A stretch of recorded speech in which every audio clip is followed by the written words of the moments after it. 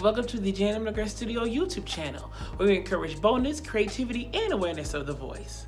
When I do workshops and seminars and stuff, I end up asking some form of these questions that I'm going to ask you. So the first question is, what is a diaphragm? When I ask this question, I get a lot of faces of like, I've heard that word before, and I know I'm supposed to use it, but I don't know what a diaphragm actually is. And most people don't. You just hear, breathe through your diaphragm, breathe through your diaphragm. But do you really know what a diaphragm really is? I want to shed some light on what a diaphragm actually is in terms of the body. The diaphragm is a dome-shaped sheet of muscle that separates the thoracic cavity from the abdominal cavity. Your thoracic cavity is where your lungs typically sit, and your abdominal cavity is kind of where your digestive system sits.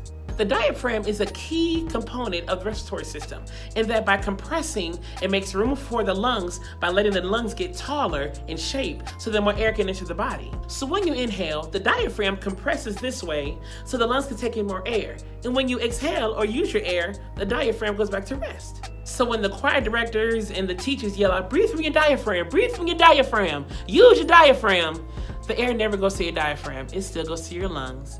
The diaphragm is just a muscle to help encourage respiratory function. So now that we have an idea of what the diaphragm really is, let's talk about the second question. What do you know about breathing as a voice user?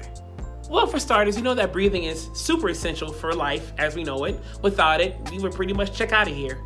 Now, in terms of breathing as relates to the voice, it is also highly essential because without air, the vocal folds can't vibrate in the first place. So yes, breathing and air and the diaphragm are all key components for vocal production, but they're not the only components that are in vocal production.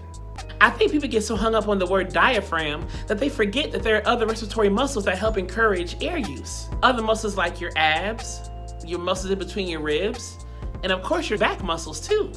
Now let's answer the last question that I proposed, which is the title of this video. Does breathing really matter that much? As I said before, breathing in the diaphragm is essential for voice use, but it's not the only component that helps vocal production. We just got finished talking about the other muscles besides the diaphragm that encourage the respiratory function. But there are so many other components that people fail to consider when thinking about the vocal technique. Because once again, many people get hung up on that word diaphragm rather than doing more research and understanding how the voice really works beyond the diaphragm. Do you feel like you only worry about your breathing or some other isolated aspect of the vocal technique? Drop a comment below and let's talk about it. And as always, please don't forget to click subscribe down below and click the alert button next to it so you know when the next video is posted.